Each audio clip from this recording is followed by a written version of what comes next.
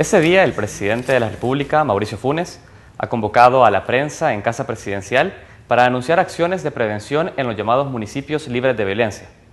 Es el inicio de la tercera fase de un proceso que inició con un pacto entre las dos principales pandillas del país y que produjo una bajada en los homicidios. Continuó con la declaración de municipios libres de violencia y ahora sigue adelante con este paquete de medidas que aún no conocemos, pero que suponemos que consistirán en ampliación de servicios básicos como salud y programas de capacitación para pandilleros y las comunidades en que estos habitan. Para ello se reorientarán por el momento 23 millones de dólares, según ha anunciado el presidente. Hasta el momento, esta tregua entre las pandillas ha reducido la tasa de homicidios de 68 a 26.000 por cada 100.000 habitantes, sacando al país de los primeros puestos de la lista de los más violentos del mundo.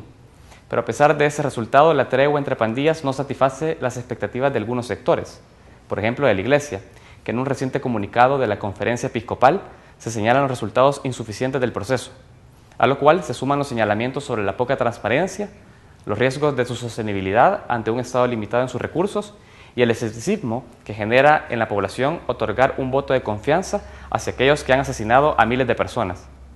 Esta mañana queremos analizar las posibilidades de que este proceso sea un beneficio real y duradero para el país.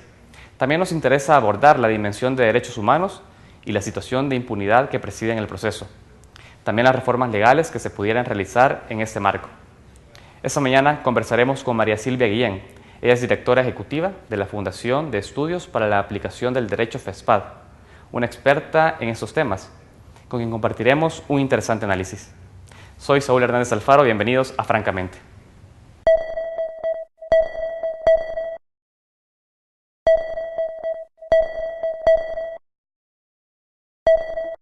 María Silvia Guillén estudió Ciencias Jurídicas en la Universidad de El Salvador, de donde se graduó en 1977.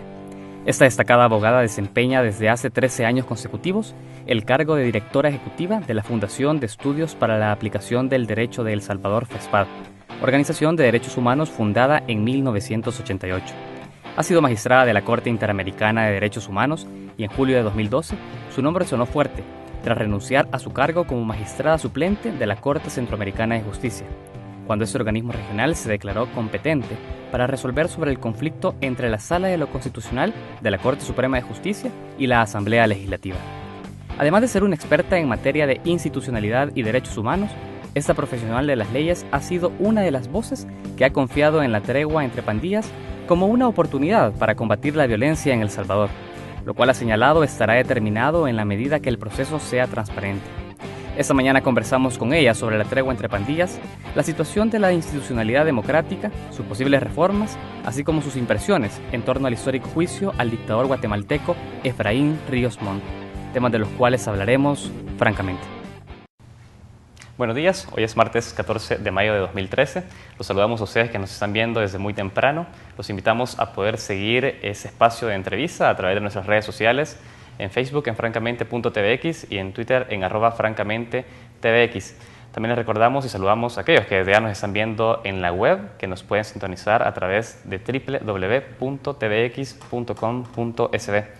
Esta mañana tenemos una invitada especial, una experta en temas de institucionalidad y fortalecimiento democrático, de derechos humanos y también una experta en temas sobre seguridad. Ella ha sido una de las personas, una de las voces que desde las organizaciones de sociedad civil ha tenido un planteamiento claro sobre la tregua entre pandillas.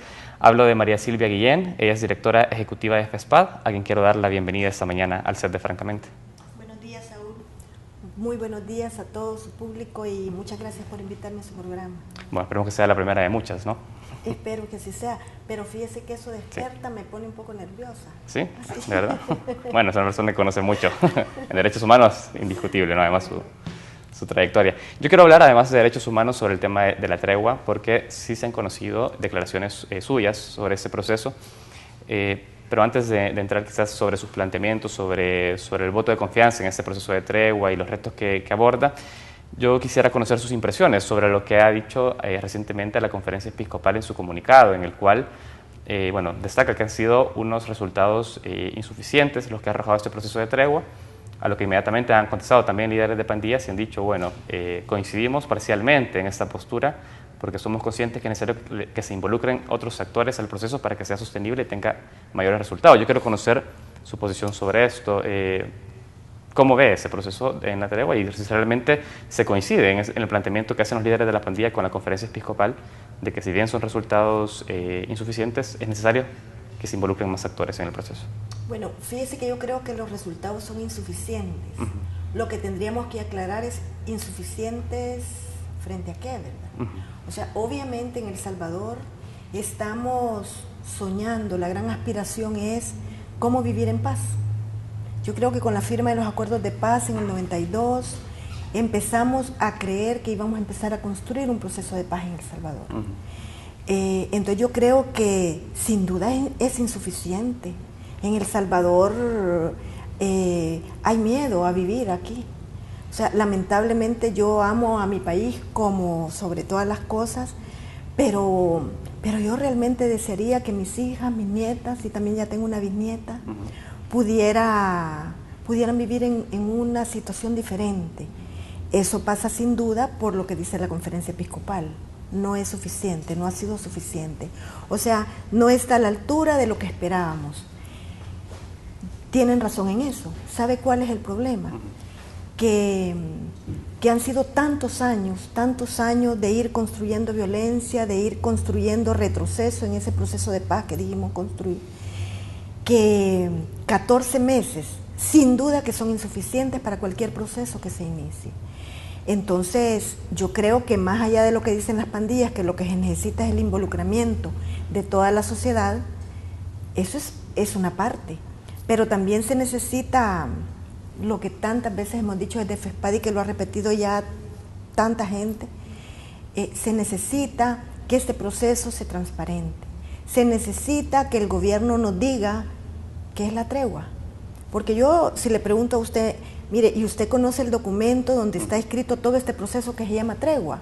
Porque aquí que no me vengan a decir que este es un pacto entre las principales pandillas y que el gobierno no tiene nada que ver. A estas alturas del proceso, eso ya no lo cree nadie. Sabemos que este proceso, desde el primer momento, desde aquel momento en el cual fueron trasladados unos pandilleros del penal de máxima seguridad para otros penales, nosotros sabíamos que eso no podía ocurrir si en ese acuerdo entre las pandillas no había un apoyo gubernamental. Imposible. Ese traslado de pandilleros no de pandilleros, de internos en el penal de máxima seguridad, porque yo creo que aquí el proceso tiene que aplicar para todos los internos en los penales. Nosotros habíamos venido diciendo desde no sé cuándo que los penales de máxima seguridad no son para que paguen ahí la pena los internos, son penales de paso que van para ciertos momentos en los cuales el interno tiene que cumplir ciertas condiciones para poderlo trasladar. Eso lo veníamos pidiendo, apliquen correctamente la Constitución, los tratados internacionales y la ley penitenciaria. Nunca, o sea, se nos acusó, ustedes son defensores de criminales, y de repente lo hacen, y la gran pregunta que nosotros nos hacemos es, ¿se hizo ese traslado de internos apegado a las normas, al Estado de Derecho? Porque qué bueno si así se hizo, pero para eso no necesitamos acuerdo entre pandillas, para eso necesitamos institucionalidad funcionando. Entonces nosotros decimos, sin duda que no es suficiente, tiene razón la conferencia episcopal, pero se necesita institucionalidad del Estado, se necesita superar la impunidad, se necesita que la Fiscalía, la Policía, todo el sistema judicial, todo el sistema de justicia penal funcionen de tal manera que aquí no hablemos de impunidad. O sea que no es solo, aquí es insuficiente, claro que es insuficiente, pero quienes tenemos responsabilidad de que aquí las cosas funcionen. Además, después de tanto tiempo de abandono de comunidades enteras, toda esa multicausa que ha generado todo el fenómeno que ahora vivimos, que no espere la conferencia episcopal que en 14 meses vamos a resolver un problema histórico del pueblo salvadoreño. Usted ha mencionado un tema importante porque ha mencionado el Estado de Derecho, ha hablado de institucionalidad y si en ese marco se ha producido también ese traslado de los reos, que fue lo que marcó el inicio de esta tregua. Dice usted, bueno, sería perfecto el hecho que haya sido dentro de los marcos del Estado de Derecho. Yo quiero saber de qué manera pudo existir ese traslado de reos y el inicio de la tregua por fuera de los marcos del Estado de Derecho, porque no logro comprender todavía de qué manera se pudo haber violado ese marco. No, yo no sé si se violó porque lamentablemente hay tan poca información sobre eso.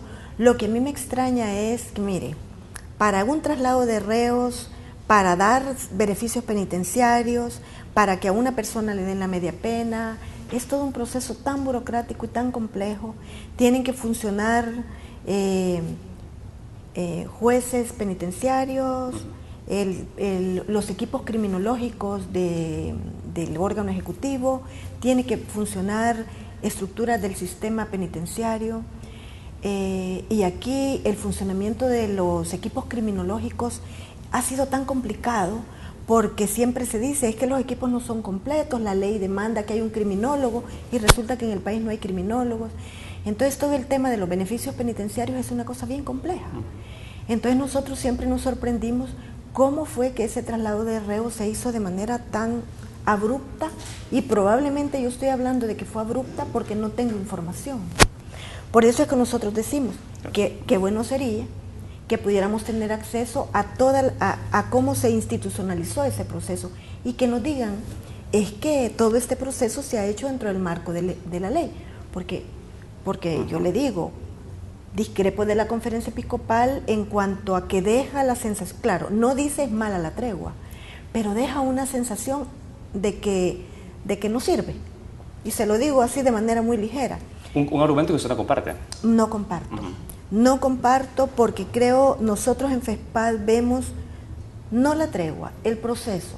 Yo quisiera, nosotros decimos qué bueno que se superara todo este tema y dejáramos de hablar de tregua, porque tregua conceptualmente es una cuestión temporal sometida a un plazo o a una condición. Y nosotros nos preguntamos, ¿a qué condición? O sea, esa tregua que han definido las pandillas, ¿qué condición le han puesto a quién? Yo no creo que las condiciones sean entre ellas. Le han puesto condiciones a alguien. Entonces nosotros decimos, salgámonos de la tregua. Perfecto.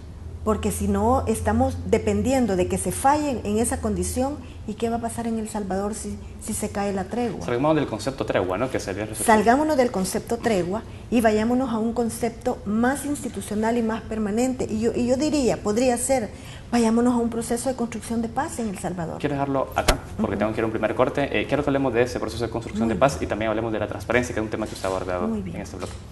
Vamos a nuestro primer corte y enseguida estamos en Francamente.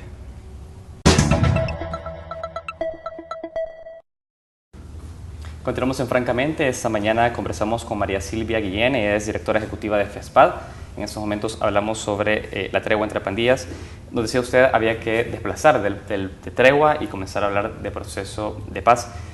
Y antes de entrar en ese detalle, usted ha dejado como condición importante el hecho de que se transparente ese proceso, porque ha sido poco transparente lo que el gobierno también ha comunicado hacia la población. Yo quiero conocer sus impresiones sobre eso, porque muchos detractores del proceso, inclusive que no son detractores que quieren aportar, pero que señalan deficiencias en el proceso, hablan de la transparencia, de eso. Inclusive los candidatos presidenciales, todos dicen vamos a ampliarla, pero con transparencia. ¿Qué es lo que se está ocultando o por qué se está ocultando eso? ¿Por qué cree usted que el gobierno no ha salido y ha dicho, bueno, nosotros hemos tomado la iniciativa de promover también o apoyar esa tregua bajo esas condiciones? ¿Lo hacen por seguridad nacional? ¿Por qué motivo? No, yo creo que lo hacen porque aquí siempre ha habido una oposición muy grande a que se hable con la gente de las pandillas. O sea, aquí ha habido siempre una oposición muy grande a que se incluya a los históricamente excluidos. O sea, nosotros decimos, aquí alguien que está en una pandilla, y voy a decir algo con lo que voy a caer en desgracia, aquí alguien que está en una pandilla no necesariamente está inmerso en crimen, no necesariamente. Entonces, hay mucha gente que está ahorita en la pandilla deseosa de tener una oportunidad que le permita entrar a la vida legal del país. Pero eso lo sabe el gobierno, lo ha sabido siempre, lo supieron los gobiernos anteriores. Y de hecho los gobiernos anteriores hicieron un intento de diálogo con pandillas. El señor Oscar Bonilla, que Dios lo tenga en el cielo, el señor hizo intento de hablar con la pandilla. El problema es que algo falló, quedó mal con las conversaciones que tuvo, pero claro, con mucho temor, con mucho hermetismo, porque se viene una avalancha, están hablando con criminales. Entonces nosotros en FESPAD siempre dijimos, bueno, mucha gente, no solo nosotros dijimos, es que hay que abrir una oportunidad de hablar no con aquellos que están decididos a seguir cometiendo delitos, yo creo que esos hay que meterlos a la cárcel y hay que superar la impunidad, sino que hay que hablar con ese montón de gente adentro de los centros penales y afuera de los centros penales, en los territorios tan estigmatizados porque son territorios de pandillas. Hay que hablar con ellos, siempre lo dijimos, pero hay que hablar de manera transparente. Entonces el gobierno le tiene miedo a toda esa avalancha de protestas que se le va a venir, como se le está viniendo ahorita. Lo que dice entonces es que el gobierno lo transparenta por el costo político. Sí, correcto. Es por eso. Correcto. Mire, en base a esa poca transparencia, desde FESPAD se emitió un comunicado el 16 de marzo de 2012, o sea, unas semanas de iniciado el proceso, en el cual se dice que el temor que se estuviera negociando con estructuras criminales más allá de maras y pandillas. Eso lo decía el comunicado, y yo quiero saber en qué se estaba pensando en ese momento en FESPAD, o si se mantiene esa posición. Sí, es que fíjese que nosotros creemos que es tan poco transparente todo esto, pero que también a nosotros nos preocupa que en todo este proceso, desde ese momento ya, después de que el general Munguía Payés había hablado tanto de crimen organizado, habría hablado tanto de maras y pandillas, poco a poco fue desmontando su discurso relativo al crimen organizado. En este momento, si usted se da cuenta, ni la conferencia episcopal, ni los partidos políticos, nadie está hablando de crimen organizado. Entonces uno dice, o sea que la criminalidad en El Salvador se reduce a maras y pandillas. Esa es la pregunta que nosotros nos hacemos. Y nosotros tenemos una respuesta probablemente muy empírica. En El Salvador hay crimen organizado. Claro que sí. Un crimen organizado que tiene amplias raíces, o sea, y usted recuerde, aquí en la China el crimen organizado está protegido y arropado por el poder político y el poder económico. ¿Por qué no se quiere hablar de eso también? Entonces nosotros decimos, ¿por qué no transparentar lo que está pasando en el país? ¿Por qué no decir efectivamente qué pasa con el narcotráfico en El Salvador? Yo quiero dejarlo claro, ¿la tregua estaría opacando la investigación en crimen organizado y narcotráfico? Nosotros así creemos. Nosotros creemos que ese gran burumbum que hay alrededor de la tregua es importante, para nosotros es importante que se hable de eso, pero es importante que oficialmente se hable de eso, pero que hablemos de todo. Si en El Salvador hay, por supuesto, que hay criminales dentro de las maras y las pandillas y hay que meterlos a la cárcel. Ojalá que podamos hablar de las cárceles. Pero sí, también hablemos de crimen organizado y hablemos de delitos de cuello blanco y hablemos de toda esa criminalidad que se comete desde estructuras de poder, que aquí nadie quiere hablar de eso. Claro. Ahora, yo quiero mencionarle un aspecto importante de este proceso, y es que David Munguía Payés, si bien ha abanderado el proceso y ha defendido el inicio de esa tregua entre pandillas, lo ha hecho a partir de las cifras. Es decir, nosotros ya lo decíamos en la editorial de esta entrevista, y la reducción que hubo en homicidios a partir del proceso de tregua. Pero uno piensa, se reduce a la cantidad, o sea, ¿cuál es el problema más importante ahora? ¿La cantidad de homicidios que se reduce, o realmente ese crimen organizado de narcotráfico que no se está viendo? Porque usted bien lo dice, se está opacando con el boom de la tregua, pero se está dejando de lado la investigación, o por lo menos la vista pública de todos estos otros procesos. Entonces, no se entiende. Hay una prioridad por parte del gobierno en dar mayor impacto político a partir de la reducción de homicidios y no de la investigación de crimen organizado y narcotráfico, que por ahí no es sensible a la población. Mire, yo creo que aquí tenemos que involucrar no solo al gobierno central, sino que a todo el sistema de justicia penal. Porque, por ejemplo, aquí, si usted se da cuenta, aquí se crea con mucho bombo y platillo tribunales especializados para crimen organizado. ¿Usted le ha dado seguimiento qué están haciendo los tribunales especializados? Juzgando asociaciones ilícitas, o sea, juzgando pandillas. Pero, por ejemplo, yo me di cuenta que había por allí unos militares involucrados en el robo de armas, granadas y no sé qué. Eso lo sacan de ahí los tribunales. O sea, que daría la impresión que el crimen organizado no le importa ni a los tribunales que se crearon precisamente para perseguir el crimen organizado. También en la Fiscalía General de la República hay muy poca investigación en materia de... Fíjese que, por ejemplo, se descubre todo este lío del repollo, pero resulta que en ese caso salen involucradas otras personas que tienen poder, y yo le aseguro, con el involucramiento que se ha hecho de un funcionario en este momentito, a cualquiera de nosotros ya lo tuvieran en la cárcel. A ese funcionario se le ha mencionado y muy bien. Las investigaciones periodísticas que se han hecho alrededor de crimen organizado parecería que no le interesan a nadie. Cuando aquí una investigación periodística de la talla de las que aquí en El Salvador se han hecho, mencionando a cantidad de gente, a redes de personas, deberían de ser lo que se llama criminológicamente una noticia criminis. O sea, que debería de servir al fiscal general de la República para empezar a decir, aquí puede estar pasando algo extraño. Y aún así no lo ha hecho. Pues por lo menos no sabemos que lo haya hecho. Para poder entenderlo, finalmente usted dice, bueno, acá y en China el crimen organizado y el narcotráfico está tutelado bajo el poder político. ¿Es el caso de El Salvador, que es por eso que no se avanza, cree usted? Porque está amparado bajo el poder político. Pero yo digo más poder en general, más allá de poder político. Aquí hay todas las estructuras de poder arropan al crimen organizado. O sea, el crimen organizado no puede ser tal si no tiene protección de estructuras de poder.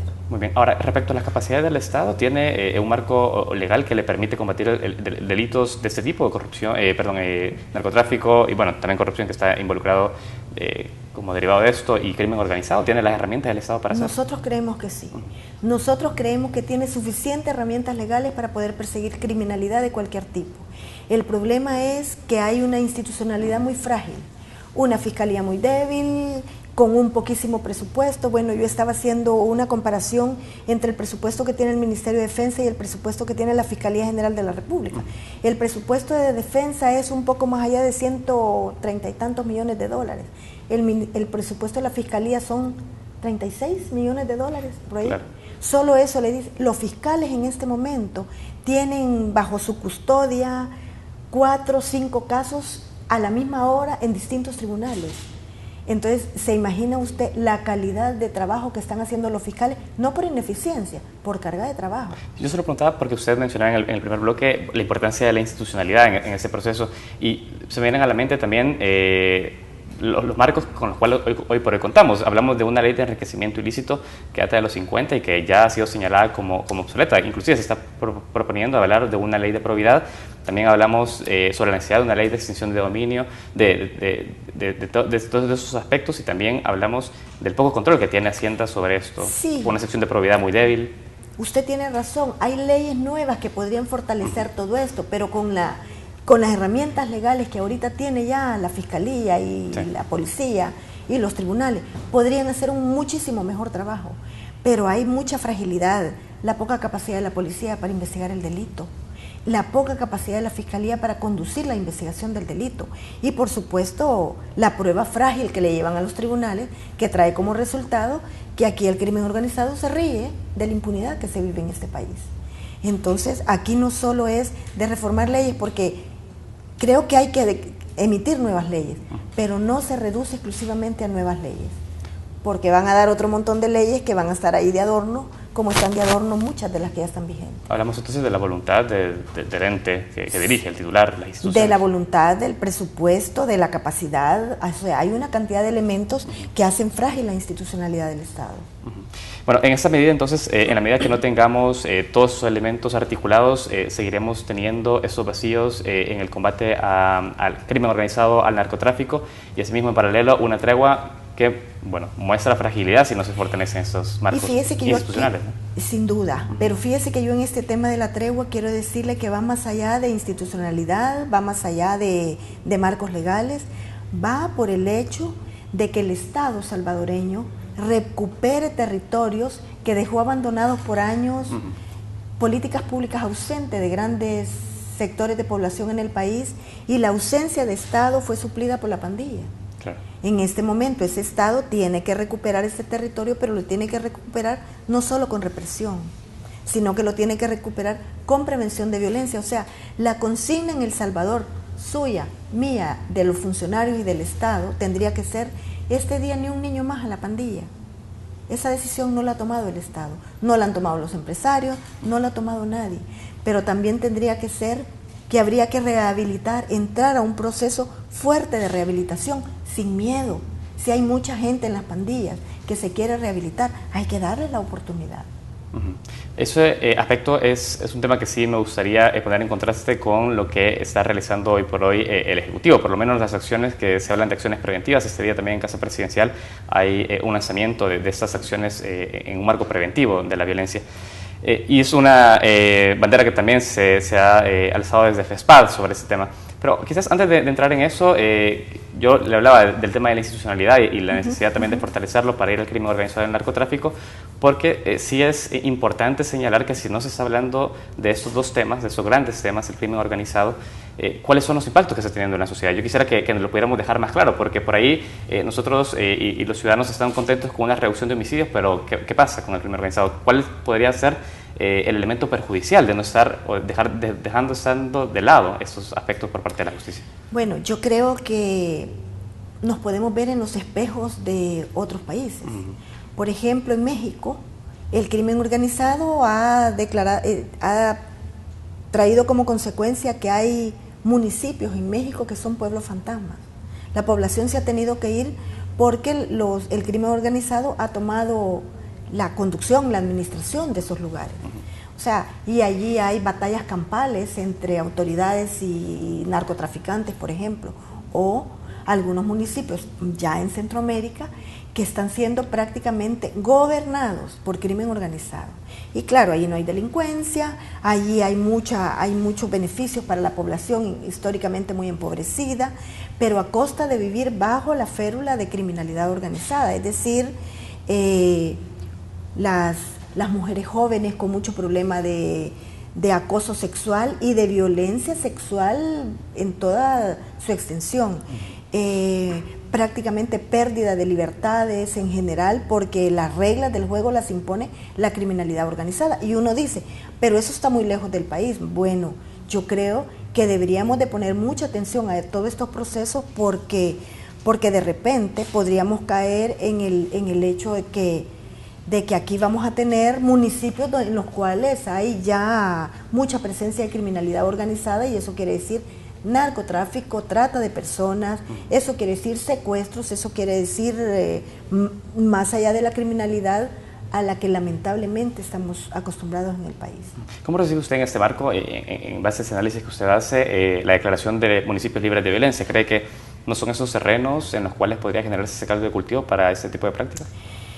Mire, no sé, no les sabría decir porque yo no tengo claro qué son los municipios libres de violencia. O sea que yo me imagino que los municipios libres de violencia, yo con el nombre yo lo aplaudiría, pero si yo pudiera ver en blanco y negro para poder decir, esto es el municipio libre de violencia, las competencias del alcalde son estas las de la policía, o sea, que cada uno de los sectores tuviera un rol muy claro y que toda la población tuviera muy claro qué es eso de municipios libres de violencia.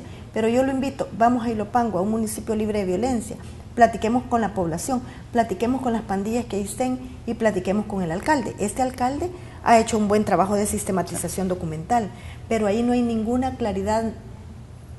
Unos están de acuerdo, otros no están de acuerdo, unos no saben, otros no saben y creo que así no tendría que ser la cosa. Aquí todos deberíamos de estar muy claros qué es eso, qué responsabilidad me toca a mí en un municipio libre de violencia, qué le toca a la cooperación internacional, por ejemplo.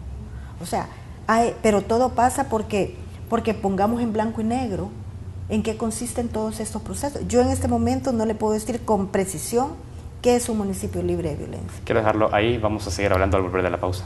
Vamos rápidamente a nuestro siguiente corte, enseguida estamos en Francamente.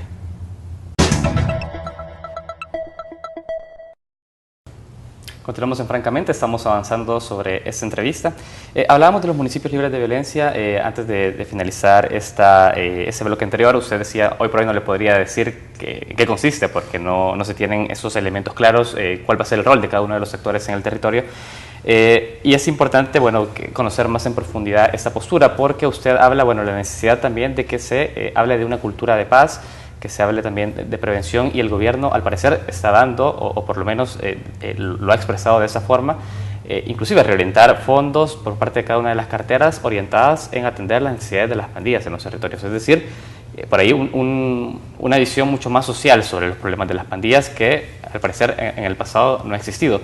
Yo quiero conocer de su parte esto, es decir, ¿es una acción genuina, es una acción que podría contribuir o lo ve usted todavía con escepticismo ese tipo de acciones? Mire, a mí me parece que es una acción correcta ir a atender territorios históricamente abandonados por las políticas públicas. Pero lo que no creo que sea prudente es ir a atender territorios donde viven pandillas. a decirlo así, porque hay territorios, colonias estigmatizadas, vaya, La Campanera, por ejemplo. Ahí no solo viven pandillas, allí vive gente que en un momento de la historia de este país tuvo la oportunidad, especialmente obreros, trabajadores del sector público, que tuvieron la posibilidad de comprar su casa y que la compraron en el fondo y nunca se imaginaron que eso se iba a convertir en lo que se ha convertido. Entonces resulta que compran su casa, han pasado años pagándola y ellos ahorita no se pueden ir a vivir a otro lado. Pero imagínense usted, ahorita dicen van a ir a reorientar fondos para beneficio de los pandilleros. No, para beneficios de grandes sectores de población históricamente olvidadas por las políticas públicas. Porque de lo contrario, imagínense que en este momento, si una persona que vive en una de esas colonias va a buscar trabajo en esa feria de empleo, el solo hecho que diga que vive en esa colonia, su solicitud no es tramitada. Entonces me parece que es tremendamente estigmatizante el hecho de que, por la razón que haya sido, por la posibilidad que yo tuve de ir de comprar mi casa allí, que a mí me tengan ubicada como que yo soy un delincuente. No, yo creo que eso también lo tenemos que superar. Entonces el gobierno tiene que modificar eso. Entonces eso es lo que a nosotros nos hace problema, porque cuando ellos dicen vamos a orientar fondos para pandillas, eso les genera muchos anticuerpos, porque inmediatamente esa juventud pobre, esa juventud honrada que está tratando de salir adelante, que está saliendo de su bachillerato, dice, ¿y yo? Que no estoy metido en pandillas. Aunque el gobierno ha dicho de que no solo va a ser focalizado en pandillas, porque, por ejemplo, hablaba la otra vez el presidente y decía se van a construir escuelas que no beneficiará precisamente a la pandilla. Por ahí va a beneficiar también al entorno dentro de las comunidades que no precisamente son pandilleras. Muy bueno. Visto así es muy bueno, nosotros lo alabamos y nosotros creemos que en este momento del país el Estado tiene que focalizar y privilegiar esos territorios que he tenido olvidados. Yo creo que políticas públicas en el país han estado demasiado focalizadas hacia ciertos sectores, entonces ahora hay que irradiarlas hacia otros lugares donde llegue salud, donde llegue educación, donde llegue transporte, obras públicas, o sea, todo el aparato de Estado buscando rescatar toda esa cantidad de población que ha estado abandonada, y el abandono lo podemos ubicar en muchos aspectos de la vida de una persona. Entonces lo quería plantear en los términos también de un enfoque represivo y preventivo de la violencia. Yo no sé cómo usted lo evalúa, porque si bien en algún momento se señaló con la llegada de David Munguía Payés una escalada que podría ser represiva en torno al combate al delito, a partir de, bueno, también de los homicidios, de las pandillas mismas, bueno, se aprobó una ley de proscripción de pandillas que todavía opera, es decir, y también se hace la tregua en este marco, entonces hay unas cuestiones de carácter legal que aún no se entienden, pero con la llegada de Munguía Payés también se inicia la tregua, es decir, en este marco, y también este tipo de acciones que van más encaminadas en una inversión de carácter social. ¿Usted cree entonces de que se destierra esta visión represiva que se tenía, o el estigma que se tenía de una visión represiva del combate al delito por parte de Munguía Payés, o cómo lo ve? Fíjese que nosotros creemos que con un ánimo de demostrar que la policía sigue en toda su operatividad y que no obstante la tregua siguen haciendo un combate muy fuerte al delito, hay una actitud represiva muy fuerte. Sí. Que nosotros creemos que el delito tiene que reprimirse, nosotros en eso no tenemos ningún problema. Lo que no creemos es que se tengan que hacer esos operativos policiales donde si usted se da cuenta llegan a una colonia muy humilde, claro, una colonia donde se sabe que viven pandilleros, y prácticamente les botan la puerta, en otros casos les quitan los techos, les dañan sus viviendas, que con dificultad la gente la va a poder reconstruir. Eso creemos que no es correcto. Yo creo que los operativos policiales tienen que hacerse en un marco de respeto o sea, en una casa viven 2, 3 pandilleros, pero igual vive una familia. Usted ve que sale una mujer con un niño a abrir la puerta. Creo que esas condiciones se tienen que respetar. Entonces, tiene que perseguirse el delito con toda la fuerza, porque también aquí hay que decir que buena parte de toda esta crisis de inseguridad que vivimos tiene a la base impunidad. O sea, de cada 100 homicidios que se cometen en El Salvador, solo se logran juzgar y condenar 3, dele vuelta y hay 97% de impunidad. Entonces aquí se mata y no pasa nada, pues, ¿verdad? Entonces, se tiene que reprimir, pero igualmente se tiene que prevenir, y qué bueno, yo aplaudo las medidas de prevención que puedan tomar. Claro que la prevención de la violencia tendría que involucrar hasta la empresa privada en este país. Y ya no digamos el otro tercer componente de la prevención, que es la prevención terciaria y que es la rehabilitación. O sea, y la rehabilitación es mucho más difícil, porque ya hay gente que ya estuvo en conflicto con la ley penal, que ya estuvo en un centro penitenciario y que uno se pregunta, ¿y esa persona tendrá posibilidades de volver a la vida normal, en legalidad? Entonces, hay muchas dudas en relación a eso. Entonces hay muy pocas oportunidades para esta gente que está queriendo rehabilitarse y entrar a procesos de legalidad en su vida, especialmente mujeres. Muy bien. Hoy por hoy los centros penitenciarios generan las condiciones para una rehabilitación de un pandillero. Absolutamente no, absolutamente no. Siempre dijimos, pero ¿qué le digo yo? Hace 15 años dijimos, los centros penales son universidades de crimen. A un centro penal puede entrar un muchacho porque se participó en una riña tumultuaria, quebró la nariz a alguien y entró a la cárcel. Él sale de allí involucrado con criminalidad de muy alto nivel. En este momento, donde los centros penales son infraestructuras diseñadas para 8.500 personas y tienen 26.000 internos, claro. Donde no hay condiciones de higiene, donde no hay condiciones de salud, donde no hay condiciones de alimentación, y mucho menos de educación, y mucho menos de trabajo. Entonces allí eso no hay condiciones de rehabilitación. Yo creo que es uno de los grandes desafíos para cualquier gobierno en nuestro país. Dentro del esquema de la reproducción y de ese ciclo de violencia que El Salvador vivió con altos índices de homicidios, hoy por hoy también se mantiene, digamos, una situación en la cual las pandillas siguen delinquiendo. ¿Cuál es el rol que cumple tener un centro penitenciario deficitario, un sistema penitenciario deficiente sin las capacidades para poder rehabilitar? Es decir, que es un elemento importante que reproduce esta lógica de violencia en El Salvador. Sin duda, sin duda. ¿De qué manera? ¿Perdón? ¿De qué manera lo hace? O sea, supuestamente, de acuerdo a la lógica constitucional y a la lógica social, una persona que entra a un centro penal debería entrar para ir a recibir prácticas rehabilitadoras, para ir a un ambiente en el cual sepa que está cumpliendo una pena porque cometió un delito, pero al mismo tiempo aprenda a reinsertarse a la vida económica, a la vida social, y salga a partir de un círculo virtuoso a insertarse económicamente. Pero resulta que esos centros penales están diseñados de tal manera que ahí no hay posibilidades de que aprendan un oficio. Claro, las iglesias están haciendo mucho trabajo adentro, y adentro de los centros penales en este momento hay mucha gente convertida vía las iglesias. El gran problema es que, convertido o no, cuando salga de ahí va a tener que salir a un mundo en el cual lo recibe con, eso es importante, con mucha agresión. Claro. O sea, su familia ya se olvidó de él, no hay nadie que le dé trabajo porque no cree en él, ya viene de la cárcel. El quitarle sus antecedentes penales es una cuestión muy difícil. Entonces, viene a un círculo, todo esto constituye un círculo vicioso que puede traer como consecuencia que ante la incapacidad de lograr reinsertarse legalmente, diga él, no me queda otra que insertarme otra vez en el crimen. Muy bien. Yo quiero ir cerrando ya con esos aspectos. Yo creo que ha quedado bastante claro con la manera en que usted lo ha expuesto en esos 3 bloques, cuáles son esas condiciones para poder generar una rehabilitación también de los pandilleros y poder combatir el tema de pandillas en El Salvador y ese tipo de violencia.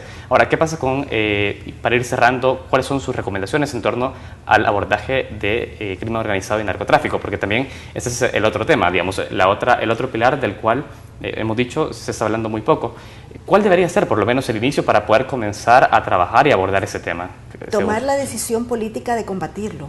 Eso es fundamental. Pero también habría que revisar las capacidades técnicas de los fiscales. Mire, es que en este momento se ha complejizado tanto el delito que uno se pregunta, y realmente los fiscales que en la facultad los preparan para que sean abogados, y los preparan para que conozcan homicidios, robos, pero de repente se ven con esta complejidad de delitos. Habría que fortalecer la Fiscalía General de la República, especialmente la Escuela Fiscal, pero igualmente la capacidad investigativa de la policía, y habría que trabajar mucho con el fortalecimiento técnico y ético de todo el órgano judicial. Eso es fundamental. Y por supuesto, reformas legales. Esas leyes que usted mencionó son herramientas fundamentales. Pero todo esto pasa por la voluntad política de que se persigue el crimen organizado seriamente. Si pensamos y tenemos un supuesto que está amparado bajo el poder no solo político, sino que económico, el tema del crimen organizado y el narcotráfico, ¿los procedimientos de selección de jueces y fiscales no deberían estar también en la discusión? Sin duda.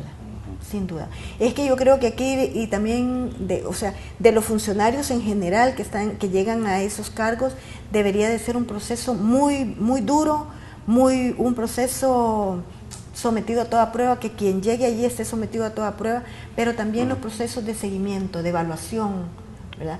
Que sin duda lleguen a fondo, no solamente de revisar los tiempos en que se resuelve, hay que revisar también, es muy difícil, la probidad de quienes están actuando. Perfecto.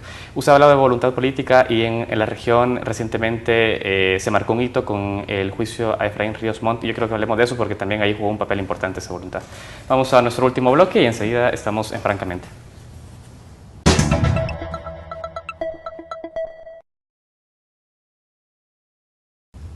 Continuamos en Francamente, ya estamos ya sobre el último bloque de esta entrevista.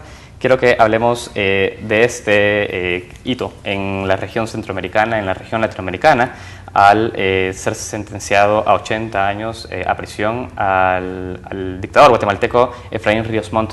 Yo quiero que usted nos explique cuál es el impacto que eso tiene también para la justicia del resto de países, específicamente la justicia de El Salvador, que se ve en un escenario similar al guatemalteco. ¿Qué lecciones está dejando, qué impacto está dejando esta sentencia? Bueno, en primer lugar, creo que es una buena noticia para toda la región y para todas las víctimas de la región. El solo hecho que en Guatemala se reconozca que se cometió genocidio es fundamental para la justicia de la región. ¿Qué nos deja a nosotros, por ejemplo, en El Salvador? La lección de que cuando se quiere, se puede. Allá en Guatemala tienen la ventaja de que tienen de fiscal a una mujer valiente, una mujer que salió de la sociedad civil, ahora es fiscal general de la República, y ella, obviamente también allá la presencia de la CICIG, de la Comisión Internacional Investigadora, marca otra diferencia, pero obviamente el hecho de que se lleva este caso a los tribunales, se da la oportunidad a las víctimas de que puedan contar todo el horror que pasó, le manda una lección a El Salvador y le dicen, es posible superar la impunidad. Pero principalmente le manda un mensaje al fiscal general de la República.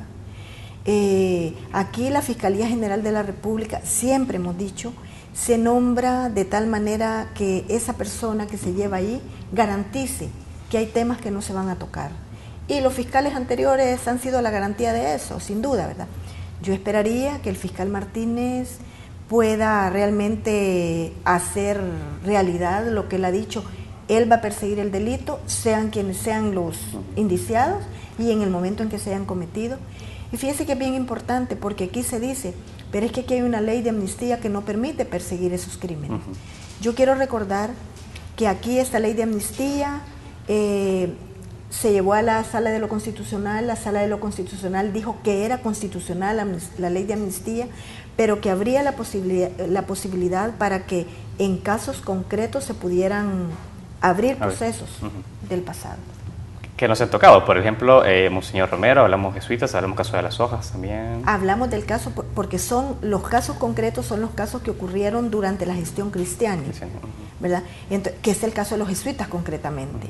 Pero aquí no hay voluntad, no hubo voluntad de la Fiscalía, no hubo voluntad de los tribunales, pero yo creo que la gran lección es, aquí se tiene que superar la impunidad, o sea, aquí los criminales de guerra, fíjense que ahorita hay un gran momento, porque hay uno de los generales en Estados Unidos que están a punto de deportarlo y precisamente lo van a deportar porque se dieron cuenta de que el señor tuvo problema, se vio involucrado en violaciones a derechos humanos. Entonces, si lo van a deportar por eso en Estados Unidos, aquí la institucionalidad del Estado está sometida a prueba. ¿Qué van a hacer cuando venga el general aquí a El Salvador?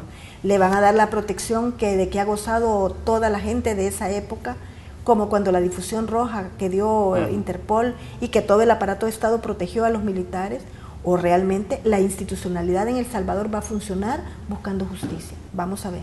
Uno muestra bastante escepticismo sobre esa segunda opción, precisamente por lo que usted ha dicho. Justamente cuando fue la notificación de la Interpol, todo el Estado existió protección, digamos, a militares. Ahora, hay una cuestión acá bastante crítica, si se quiere ver de esa forma, porque Benjamín Cuellar ya lo decía en este mismo set y decía, muchas víctimas quisieran saber a quiénes dicen, bueno, es necesario llegar al perdón, pero las víctimas quisieran saber a quiénes se perdonan. En el caso de Efraín Ríos Montt era claro que él estuvo frente al Estado, fue jefe de Estado en ese momento y cometió a partir de su dirección este genocidio a la comunidad Ixil. Ahora, en el caso de El Salvador puede ser Vides Casanova digamos, referente a quién juzgar, esa persona con la que decir, bueno, ese se marca el punto de inflexión en la justicia de El Salvador, o hay otras personas que estamos dejando de lado. Hay muchas personas. Mire, yo creo que el pueblo salvadoreño, especialmente las víctimas, sabe quiénes son sus victimarios. Los nombres de los criminales, nosotros los tenemos en nuestra cabeza y en nuestro corazón. Y ya no digamos las víctimas. Lo que pasa, que para que aquí en El Salvador se logre una reconciliación, requiere que conozcamos la verdad. O sea, pero la verdad oficial, que podamos oficialmente saber, que se diga, estos son los criminales que hubo en la guerra, pero también que se pida perdón a las víctimas y que se busque hacer justicia y que se repare a las víctimas. Porque yo aquí agradezco mucho los perdones del presidente Funes, pero yo digo, si aquí hubo criminales que nosotros les tenemos con nombre y apellido, entonces estamos demandando la verdad oficial, esa verdad oficial que se ha conocido en Guatemala. Yo le digo, con los años que ya tengo, con la experiencia vivida, tengo un escepticismo tan grande que creo que no voy a ver que en El Salvador se procese a uno de los criminales de guerra.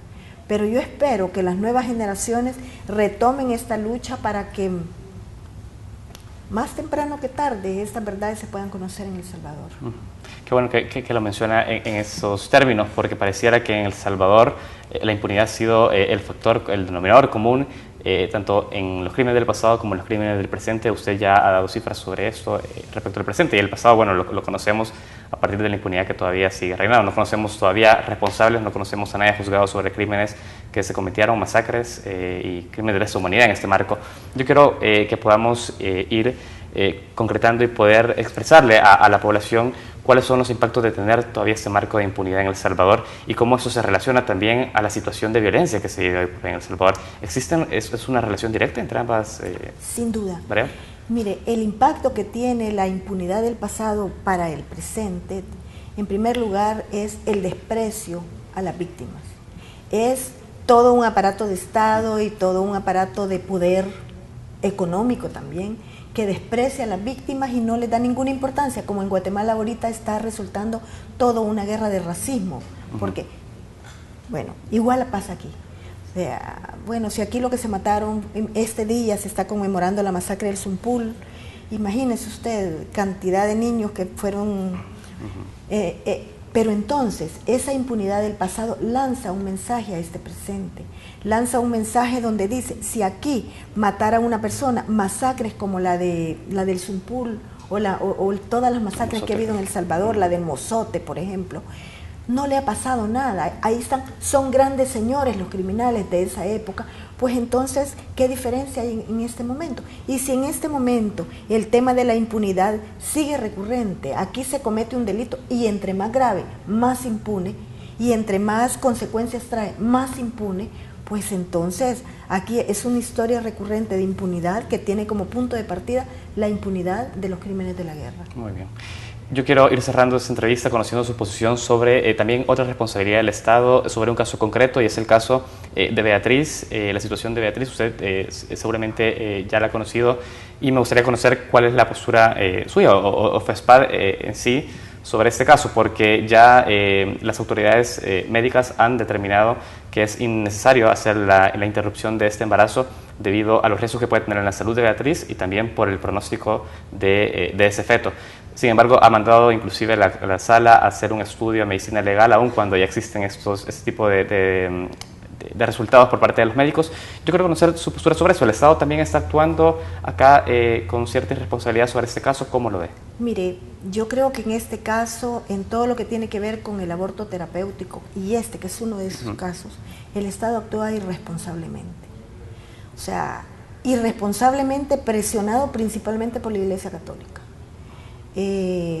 a mí me sorprende cómo en este momento hay gente que está desgarrándose las vestiduras por el respeto que tiene que ver al feto. Y a mí me parece que el aborto como una medida de control natal es una aberración que no la está pidiendo nadie, ¿verdad? Pero el aborto terapéutico, yo me pregunto, ¿alguien está preocupado por este niño de 13 meses que tiene Beatriz? Porque ahorita están preocupados por el niño no nacido, ¿verdad? Pero ¿quién se preocupa por el otro niño de Beatriz? Si Beatriz se muriera en este momentito, ¿quién se va a hacer responsable de ese bebé? No, me parece que es una hipocresía terrible. ¿Sabe por qué? Porque si este acontecimiento hubiera ocurrido no en una mujer pobre, si no hubiera ocurrido en una mujer de altos estratos sociales en este país, no estaríamos hablando de esto, Saúl, porque no conoceríamos el problema. El problema se habría resuelto fuera de las fronteras patrias, como así se resuelven los problemas a ese nivel. Entonces aquí yo pediría a la Iglesia Católica y a los que ahorita, que por favor dejen vivir a Beatriz, porque si ella se muere, sería una gran hipocresía que la Iglesia Católica estuviera haciendo una misa por ella. Entonces yo creo que aquí revisemos esto sin pasiones oscurantistas, revisemos esto con ánimo de vida. Bajo la lógica de derecho. Bajo la lógica de los derechos humanos, sin duda. Mire, hay una cuestión, yo tengo que ir cerrando, hay como constantes acá, usted dice con el tema de Beatriz, el poder de la Iglesia, con otros temas que no se hablan, crimen organizado, narcotráfico, poder económico, poder político. En definitiva, los grandes poderes están entrando en contradicción con los derechos humanos. Históricamente ha sido así. O sea, el poder económico, los grandes poderes definen que el mundo funciona en su beneficio. Y si no, vayamos a ver, me invita a la próxima para que hablemos de la ley de asocio público-privado. Porque yo creo que ese es otro tema que dice claramente, que va en la lógica de su planteamiento. Aquí se está haciendo todo un diseño en contra de los derechos humanos de todo un pueblo, pero va en beneficio de los grandes poderes establecidos. Entonces, ¿cuál es el problema? Entonces yo creo que el mundo tiene que empezar a caminar y mi país tiene que empezar a caminar en el respeto de los intereses de la mayoría, no en el respeto de los intereses de una minoría cada vez más mínima. Ha sido un gusto tenerla en ese set y seguramente la vamos a seguir teniendo por acá. Gracias. Muchas gracias. También les agradecemos a ustedes que nos acompañaron esta mañana. El día de mañana martes también les haremos otra interesante, miércoles, perdón, les haremos otra interesante entrevista acá en Francamente. Muchas gracias.